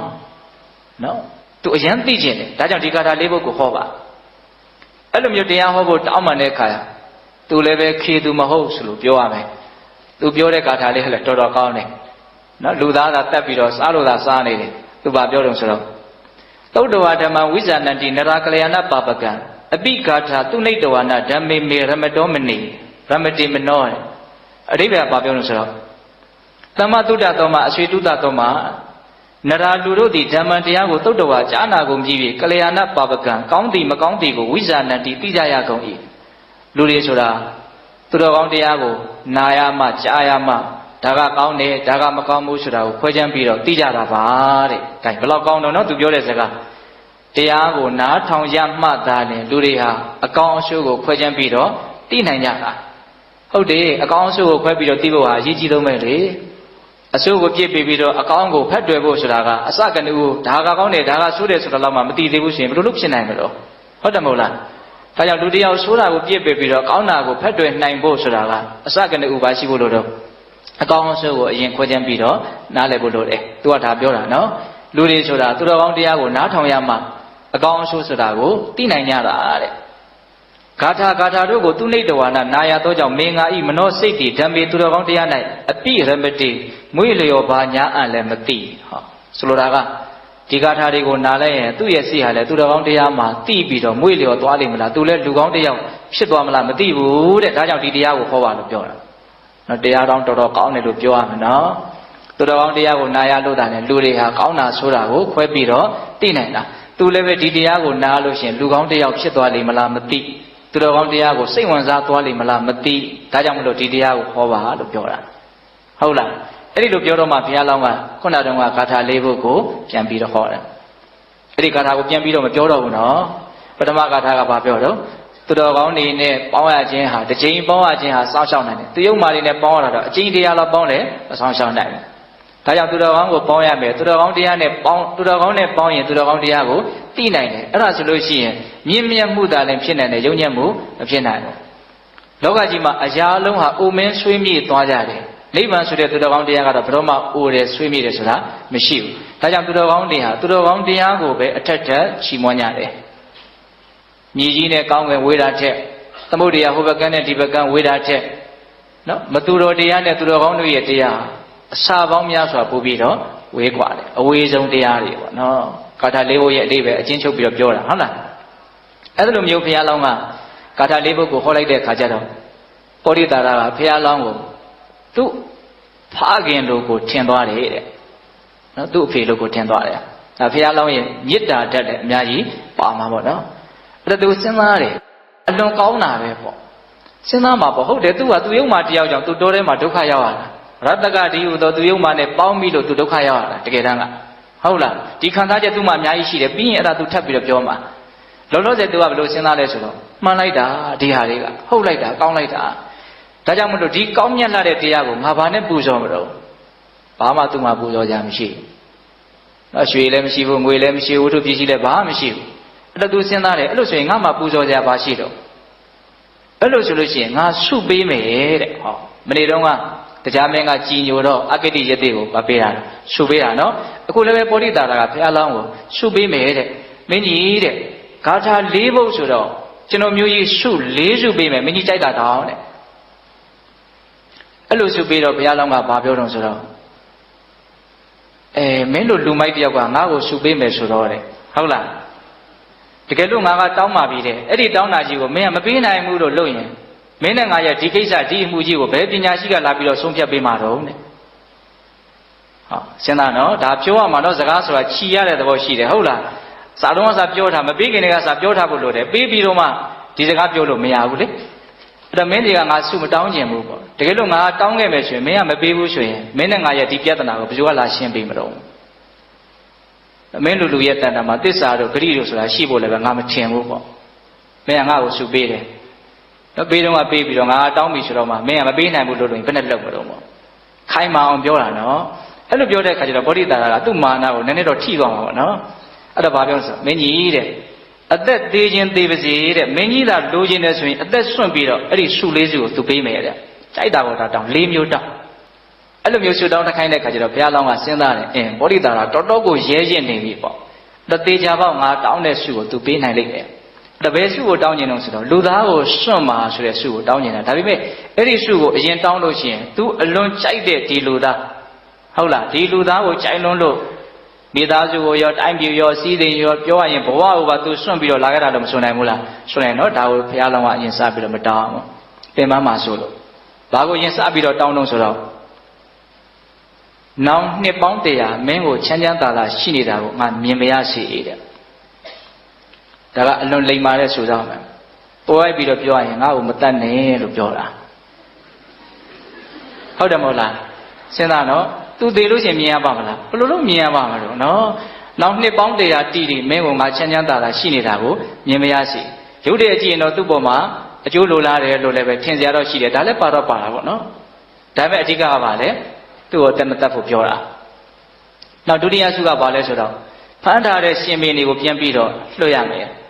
နောက်တတိယစုကအဲ့ဒီရှင်မင်းတွေကိုလွတ်တော့လွတ်တဲ့ဟာကျွန်းဖြစ်ပဲထားမယ်ဘာဖြစ်ပဲထားမယ်ဆိုဒုက္ခရောက်အောင်မှာဒါကြောင့်အဲ့ဒီရှင်မင်းတွေကိုသူ့တိုင်းသူ့ပြည်ကိုပြန်ပြီးတော့တေချာပေါက်ပြန်ပြီးတော့အပ်ရမယ်ပို့ရမယ်စုသုံးစုရှိပြီနော်နောက်ဆုံးစုကဘာတောင်းတော့ဆိုတော့လူသားကိုမစားဘူးဆိုတဲ့စုကိုတောင်းတယ်အဲ့ဒီစုကိုလည်းတောင်းလိုက်ရောပောဓိတာကရေတယ်တဲ့ဘယ်လိုမှဒီစုမပေးနိုင်ဘူးတဲ့ဟောလာပြီနော်ဒီပြဿနာတွေ့မှဆိုလို့ဘုရားကစောတဲ့စကားချီထားတာဟုတ်လားမပေးနိုင်ဘူးတဲ့ဒီစုကိုအဲ့လိုပြောတဲ့အခါကျတော့ဘုရားလောင်းကဟာပောဓိတာမင်းကစကားကိုနှစ်ခွပြောတဲ့လူလားစောတော်တုန်းကလည်းမင်းကငါပြောတယ်မင်းနဲ့ငါနဲ့ဒီပြဿနာတက်လာရင်ဘယ်ပညာရှိကလာရှင်းပေးမလို့ငါပြောထားတယ်အဲ့ဒီတုန်းကမင်းပေးပါမယ်လို့ပြောတော့အခုမပေးဘူးလို့လုပ်တယ်မင်းကစကားနှစ်ခွရှိတယ်လို့ပဲသမင်းကြီးတဲ့ဒီလူသားကြီးဟူသောအကြောင်းကြောင့်သူအားလုံးကိုစွန့်ခဲ့ရတယ်ဒါကိုဘလောက်မြတ်နိုးတယ်ဆိုတာမင်းကြီးသိတယ်ဒါကြောင့်မပေးပါရစေနဲ့အဲ့လိုပြောတဲ့အခါကျတော့ဘုရားလောင်းကမင်းဟာဂရိမတီတဲ့လူပဲနော်မင်းဟာသစ္စာမရှိတဲ့လူပဲပေါ့အဲ့ဒါကြောင့်မလို့မင်းရဲ့အနေအထားအလွန်ရှက်စရာကောင်းတဲ့အနေအထားဖြစ်တယ်ဒီစုကိုငါရခြင်းတယ်အဲ့လိုပြောတဲ့အခါကျတော့ပောဓိတာရကငိုတယ်တဲ့ရှေ့မှာငိုတာမြေကြပြီးတော့ငါကလည်းစုကိုပေးမယ်လို့ပြောခဲ့ပြီးသားဖြစ်နေတယ်ပေါ့မင်းကြီးကလည်းပဲဒီစုမှာတော့တခြားစုကိုယူမှာမဟုတ်ဘူးဆိုတာလည်းငါသိတယ်ငါလည်းဘယ်လိုမှလူသားကိုမစွန့်နိုင်ဘူးဆိုတာငါသိတယ်အဲ့ဒီတော့သူ့မှာအဖြေမရှိဘူးထွက်ပေါက်မရှိဘူးအဲ့တော့သူပါလဲဆိုတော့မျက်ရည်ပဲကျလာတယ်အဲ့ဒီချိန်မှာဘုရားလောင်းကသူ့ကိုတရားဟောတယ်အဲ့ဒီဟောတဲ့တရားလေးကလည်းတော်တော်ကောင်းပါတယ်။ဘာပြောတော့ဆိုတော့စဇီတနာအင်္ဂဝရတဟေတုအင်္ဂစဇီဇီဝိတံရခမနောအင်္ဂတနာဇီဝိတင်္စာပိတ္တဗံစဇီနရောဓမ္မမနုဿရံတော်တဲ့အဓိပ္ပာယ်ကဧတတို့ကြားဖို့ပြီးသားလေးပါပန္တိတော်ပညာရှိသောယောနတော်အကျဉ်သူသည်အင်္ဂဝရတမြတ်သောအင်္ဂါ၏ဟေတုအကြောင်းကြောင့်ဒဏဥစ္စာကိုစဇီစွန့်ရ၏လက်ဖြည့်ရမယ်သို့မဟုတ်ခြေထောက်ဖြည့်ရမယ်အင်္ဂါခြေလက်တစ်ခုခုပျက်စီးမယ်ဆိုလို့ရှိရင်ပစ္စည်းဥစ္စာကိုစွန့်လို့မပျက်စီးဘူးဆိုရင်ပစ္စည်းကိုစွန့်လိုက်တယ်ဆိုလိုတာကအင်္ဂါခြေလက်နဲ့ပစ္စည်းနဲ့ထိတ်တိုက်တွေ့လာရင်အင်္ဂါခြေလက်ကိုမစွန့်နဲ့ပစ္စည်းကိုစွန့်လို့ပြောတာနော်ပြီးတော့ဗာဆက်ပြောတော့ဆိုတော့ဇီဝိတံအသက်ကိုရခမာနောစောင့်ရှောက်လူတည်ဖြစ်၍အင်္ဂါမြတ်သောအင်္ဂါကိုစစီစွန့်ရ၏အသက်နဲ့အင်္ဂါကြီးငယ်နဲ့ထိတ်တိုက်တွေ့လာပြီဆိုရင်တော့အင်္ဂါကြီးငယ်ကိုစွန့်လိုက်ပေါ့အသက်တော့အသေးမခံနဲ့ပေါ့လက်ပြက်ခြင်းပြက်ပါစေခြေပြက်ခြင်းပြက်ပါစေပေါ့နော် ပြီးတော့ဗာပြောတော့ဆိုတော့ဓမ္မမြတ်သောတရားကိုအနုတ္တရံတော်အောက်မေ့တော်သူသည်အင်္ဂင်စမြတ်သောအင်္ဂါကို၎င်းဒဏ္ဍင်စဥစ္စာကို၎င်းဇီဝိတင်စပြီးအသက်ကို၎င်းတပ်ပံအလုံးစုံကိုစစီစွန့်ရ၏ဒါပေမဲ့သူတော်ကောင်းတရားကိုတော့မစွန့်နဲ့တဲ့ဆိုလိုတာကသူတော်ကောင်းတရားနဲ့အမှန်တရားနဲ့ထိတ်တိုက်တွေ့လာပြီဆိုရင်တော့ပစ္စည်းကိုလည်းစွန့်တဲ့အင်္ဂါခြေလက်ကိုလည်းစွန့်တဲ့အသက်ကိုလည်းစွန့်တဲ့ပစ္စည်းနဲ့အင်္ဂါခြေလက်ထိတ်တိုက်တွေ့ရင်ပစ္စည်းကိုစွန့်အင်္ဂါခြေလက်နဲ့အသက်နဲ့ထိတ်တိုက်တွေ့ရင်အင်္ဂါခြေလက်ကိုစွန့်သူတော်ကောင်းတရားနဲ့ဒီသုံးပါးနဲ့တစ်ခုခုထိတ်တိုက်တွေ့လာပြီဆိုရင်တော့ဒီသုံးပါးကိုသာစွန့်လိုက်သူတော်ကောင်းတရားကိုတော့မစွန့်နဲ့လို့ပြောတာအဲ့လိုပြောလိုက်တော့မှပောရိတာရနော်ငုံငိုရေရေနဲ့လို့ဆိုကြပါစို့လူသားမစားဘူးဆိုတဲ့ဂရိကိုသူပေးတာအဲ့လိုမျိုးပေးပြီလဲဆိုတော့ဘုရားလုံးကသူ့ကို၅ပါးသီလကိုစောင့်တည်ခိုင်းတယ်၅ပါးသီလစောင့်တည်ခိုင်းပြီးတော့အဲ့ဒီခွန့်ထားတဲ့မင်းတွေကိုအတူတကွလွတ်ကြတာနော်အဲ့ဒီမင်းတွေကိုလည်းဂရိတောင်းသေးတာပဲပောရိတာရကိုမညှင်းဆဲပါဘူးဆိုတဲ့ဂရိကိုရမှသူတို့ကိုလွတ်တယ်မလွတ်သေးခင်မှာအဲ့ဒီဂရိကိုတောင်းရတယ်လွတ်ပြီးမှဆိုရင်ဒါကမလွယ်ဘူးလေဟုတ်လားဘုရားလုံးကအရင်အမျှော်မြင်ရှိတယ်ပေါ့နော်အဲ့ဒါ9ရက်တိတိအစာကင်းပြီးတော့နေကြတဲ့လူတွေဖြစ်တဲ့ကြောင့်ကျိုးတွေကိုဖြုတ်ချလိုက်တာနဲ့ခါလဲပုံပြီးတော့ကြာသွားအဲ့ဒါဘုရားလောင်းရဲ့မေတ္တာဓာတ်ကြောင့်မလို့ပြုစုတဲ့အခါမှာအကုန်လုံးဟာကျမ်းကျမ်းမာမာဖြစ်တယ်မေတ္တာတရားရဲ့စွန့်ရည်တတ္တိဆိုတာလည်းပဲအံ့ဩစရာကောင်းတယ်ပေါ့နော်အဲ့လိုမျိုးအကုန်လုံးအစဉ်ပြေကြပြီဆိုတော့မှပောရိတာရကိုဘုရားလောင်းကတိုင်းပြည်ကိုပြန်ဖို့ပြောတာမင်းတိုင်းပြည်ကိုပြန်အဲ့လိုပြန်လို့ပြောတဲ့ခါကျသူတို့အယံသနာတရားကောင်းတယ်မင်းကြီးတဲ့သူတိုင်းပြည်ပြန်ကြမရှိဘူးပေါ့သူတိုင်းပြည်ပြန်မယ်ဆိုလို့ရှိရင်လည်းဒါငါအဖေကိုတတ်စားတယ်လို့ငါအမေကိုတတ်စားတယ်လို့ဆိုအကုန်လုံးကတော့ခဲတလုံးစီနဲ့ထုတာနဲ့သူသေးရမှာပေါ့ဒါကြောင့်သူ့မှာတိုင်းပြည်ဆိုတာမရှိပါဘူးသူပြန်လို့မရဘူးမင်းကြီးတို့သာပြန်ကြတော့ပေါ့သူများတက်ကိုလည်းတက်လို့မရဘူးဆိုတော့ဒီတော်ထဲမှာသူ့ကိုမင်းကြီးတို့နောက်ကိုမြင်ရမှာမဟုတ်တော့ဘူးတဲ့ထို့တော့သူခဏလေးနဲ့သေသွားလိမ့်မယ်လို့သူ့ကိုသူယုံကြည်ထားတာတိုင်းပြည်ကိုသူဘယ်လိုမှမပြန်ရဲဘူးမဟုတ်တာလည်းသူမလုပ်ဘူးတရားမှတီးသွားပြီဆိုတော့မဟုတ်တာမလုပ်ရင်လည်းသူတော်ထဲမှာအသက်ရှင်စရာအကြောင်းမရှိဘူးဒီစကားမျိုးပြောတာပေါ့နော်အဲ့ဒီလိုပြောတဲ့အခါကျတော့ဘုရားလောင်းကဘလို့မှသူ့ကိုခေါ်လို့မရတဲ့အခါကျတော့ဘုရားလောင်းကအရင်လိမ်မာကျွမ်းကျင်တယ်ဘာလို့လဲဆိုတော့သူ့ကိုစိတ်လဲလာအောင်စီးစိမ်နဲ့ဖြားရောက်နေတဲ့မင်းရဲ့တစ်ချိန်လုံးကတိုင်းပြည်ကြီးကဘလောက်စီပင်ဝါပြောခဲ့တာနောက်သားတွေသမီးတွေမိဖုရားတွေထိနှံစီးတွေအကုန်လုံးကိုတစ်ခုစီမမောစရာကောင်းအောင်ပြောတာလွမ်းစရာကောင်းအောင်ပြောတာပေါ့နော်အဲ့လိုပြောတဲ့အခါကျတော့မှတိုင်းပြည်ကိုလိုက်မယ်လို့ဝန်ခံတာဝန်ခံတော့အကုန်လုံးသွားကြတာပေါ့အဲ့လိုသွားတဲ့အချိန်မှာပောရိတာရစိတ်ထဲမှာဘယ်လိုခံစားရမလို့ငါရတကနဲ့ပေါင်းလို့ဒီဒုက္ခတွေကြုံရတာအခုဒီသူတော်ကောင်းရှင်ပင်နဲ့ပေါင်းတော့လည်းပဲထိနှံစည်းစိမ်ကိုပြန်ရတော့မှာဟုတ်လားအဲ့တော့သူစိတ်ထဲမှာမိယုံမာနဲ့မိကောင်းဆွေကောင်းရဲ့တန်ဖိုးကိုသူအများကြီးစဉ်းစားမိတယ်သူလည်းပဲခန့်ညံ့ညံ့လူတယောက်မဟုတ်ဘူးနော်အဲ့တော့သူကဘယ်လိုစဉ်းစားမိလဲဆိုတော့ရုံမာတဲ့ပုဂ္ဂိုလ်တွေနဲ့ပေါင်းရသင်ရတာဟာလာစုပက္ခမှာထွက်တဲ့လလို့တနေ့တခြားဆုပ်ဆုပ်သွားဖို့ပဲရှိတယ်တဲ့သူ့ဘဝပျက်စီးခဲ့တာပဲလေဟုတ်လားကောင်းမွန်တဲ့မိတ်ဆွေတွေနဲ့ပေါင်းရတာတော့လာဇန်ပက္ခမှာထွက်တဲ့လလို့တဖြည်းဖြည်းနဲ့တင့်တယ်လာဖို့ပဲရှိတယ်ကောင်းလာဖို့ပဲရှိတယ်ဟောနော်အဲ့ဒီဥစ္စာကိုသူကာထာလေးနဲ့ရွတ်ပြီးတော့ပြောတာနော်ရာဇမင်းမြတ်တယ်ကာလပက္ခေလာစုပက္ခနဲ့စံတော်လတ်သည်နော်သူ့ဝေနေတိုင်းဟာယတေဝဆုယုတ်တေတာလည်းဟောတိယထာဖြစ်တဲ့ကဲ့သို့ဧဝမေဝဣတုတာလည်းအတတံသူတော်မဟုတ်သူယုတ်တို့နဲ့တမာကမောပေါင်းဖော်ခြင်းသည်ကာလပက္ခုတမောလာစုပက္ခနဲ့တူသည်ဟောတိဖြစ်၏နော်လာပြီကျော်တရနေ့ကစပြီးတော့ထွက်လာတဲ့လဟာနောက်ရက်ဒီမှာဘာဖြစ်သွားတော့တဖြည်းဖြည်းနဲ့ဆုတ်သွားတယ်အဲ့လိုပဲလူယုတ်မှာပေါင်းရတာအဲ့ဒီဥမာရှိတယ်လို့ပြောတာနော်ရာဇမင်းမြတ်တုတ်ကပက္ခေလာဇံပက္ခ၌စံတော်လသည်သူ့ဝေနေတိုင်းဟောတတေဝပွားတည်တာလည်းဟောတိယထာဖြစ်တဲ့ကဲ့သို့ဧဝမေဝဣတုတာလည်းတတံသူတော်ကောင်းတို့နဲ့တမာကမောပေါင်းဖော်ရခြင်းသည်တုတ်ကပက္ခုပမောလာဇံပက္ခနဲ့တူသည်ဟောတိဖြစ်၏တဲ့ဒါသူရွတ်ဆိုတဲ့ဂါထာလေးရဲ့အဓိပ္ပာယ်ပေါ့ဟုတ်လားအဲ့လိုမျိုးတော့သူတော်ကောင်းတို့ရဲ့ကျေးဇူးသူယုံမာတို့ရဲ့အပြစ်ကိုသူအေးအေးဆေးဆေးပြောတယ်အဲ့ဒါနဲ့ဦးဇင်းတို့သူ့ရဲ့တိုင်းပြည်ကိုရောက်တဲ့အခါကျတော့ပောရိတာရကိုမဟာသုဒ္ဓသောမမင်းကဆုံးမပြီးတော့တိုင်းပြည်ကိုပြန်ခေါ်လာတဲ့ဆိုတဲ့သတင်းကကြိုးပြီးတော့ရောက်နေပြီဆိုတော့တနိုင်ငံလုံးတိုင်းပြည်လုံးကစိတ်နာနေတာပေါ့နော်အဲ့တော့ဘာလုပ်ထားလဲဆိုတော့တိုင်းပြည်တကားကိုပိတ်ထားတယ်အဝင်မခံဘူးမိဖုရားလည်းအဝင်မခံဘူးသားဖြစ်တဲ့လူကလည်းအဝင်မခံဘူးအစစ်သူကြီးဖြစ်တဲ့ကာလဟကလည်းအဝင်မခံဘူးအဲ့ဒီမှာဘုရားလောင်းကအကုန်လုံးကိုစုဝေးစီပြီးတော့တရားဟောရတယ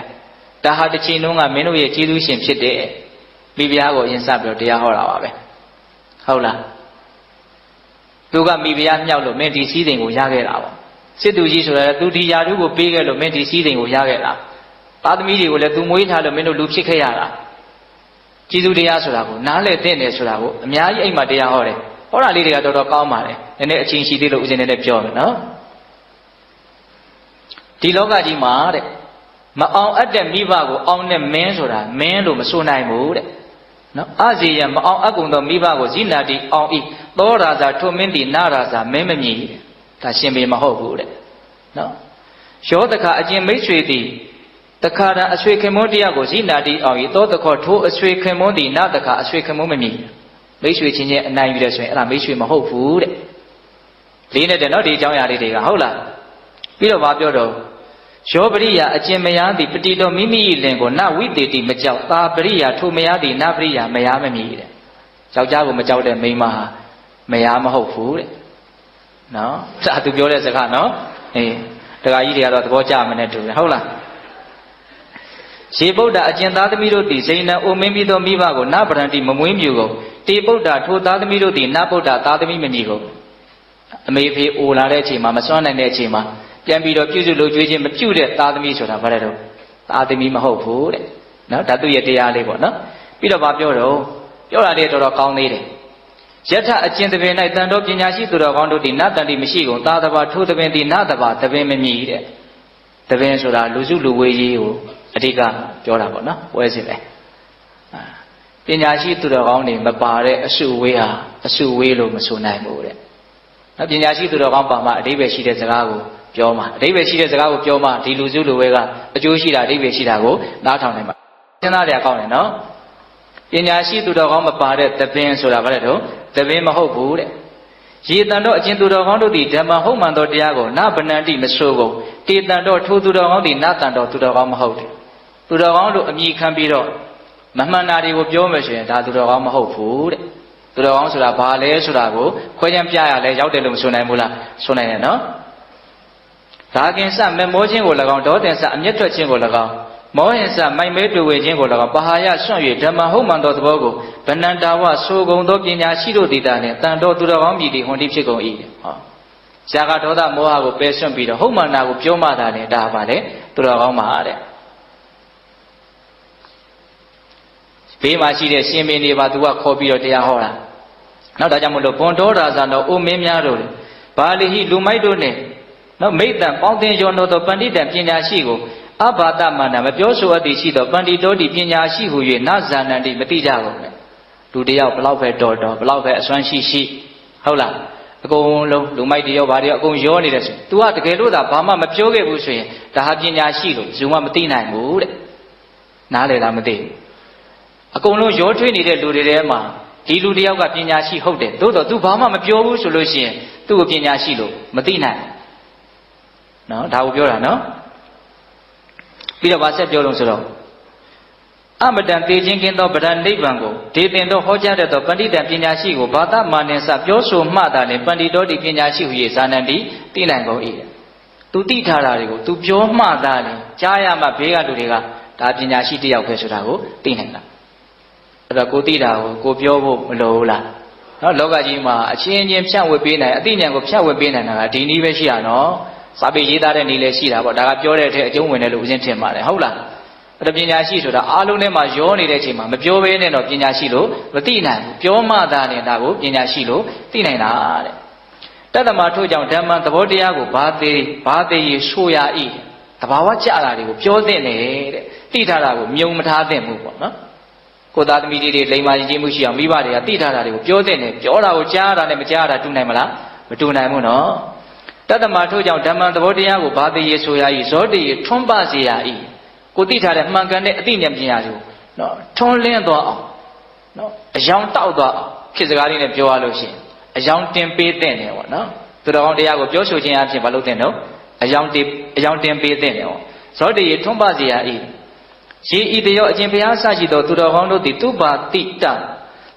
တတစားကောင်းစွာစွာသောတရားတည်းဟူသောတခွန်ရှိကုန်၏ဘုရားဆရှိတဲ့သူတော်ကောင်းကြီးတွေမှာဘုရားဆရှိတဲ့သူတော်ကောင်းကြီးတွေလို့သိနိုင်တဲ့တခွန်ဆိုတာပါလေတရားပဲရှိတယ်တဲ့ တကွန်ဆိုတာထင်ရှားအောင်လို့အလံလေးထောင်ထားတာကိုတကွန်လို့ပြောတာဟုတ်တယ်မဟုတ်လားတေတံဣတိနထိုဘုရားဆရှိသောသူတော်ကောင်းတို့၏တန်တဇံထိုတရားတည်းဟူသောတကွန်ကိုပက္ကနေယချီးမြှောက်ရ၏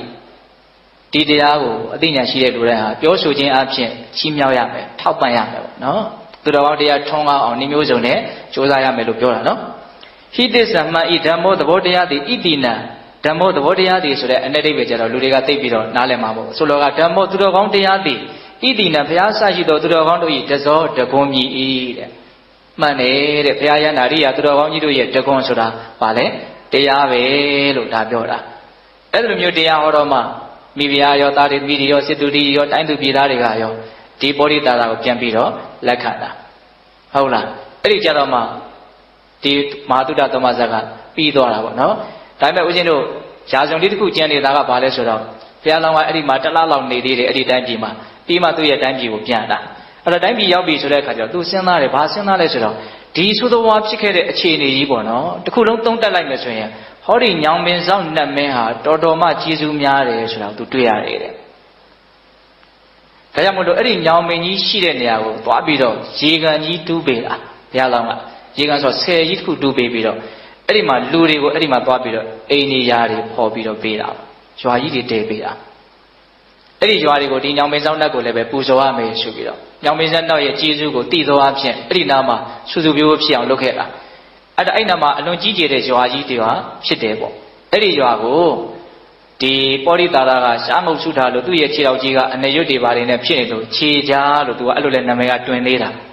နော်ခြေကြားဖြစ်တဲ့ပောဓိတာရကိုဆုံးမတဲ့နေရာဖြစ်လို့မို့အဲ့ဒီနေရာကိုကမ္မတဓမ္မဏိကုံဆိုပြီးတော့အဲ့ဒီရွာကြီးရဲ့သမိုင်းကအဲ့လိုဖြစ်ခဲ့တာတဲ့မဟာသတိပဋ္ဌာန်သုတ်တန်ကြီးကိုဟောတာဘယ်နေရာမှာလဲကြားဦးတယ်နော်ဘယ်နေရာမှာလဲဟမ်အဲ့ဒီဏိကုံမှာပဲဟုတ်လား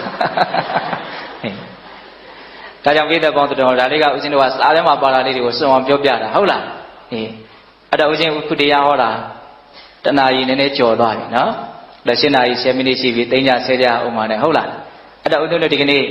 နာယူခဲ့ကြရတဲ့မဟာတုဒ္ဒသမဇတ်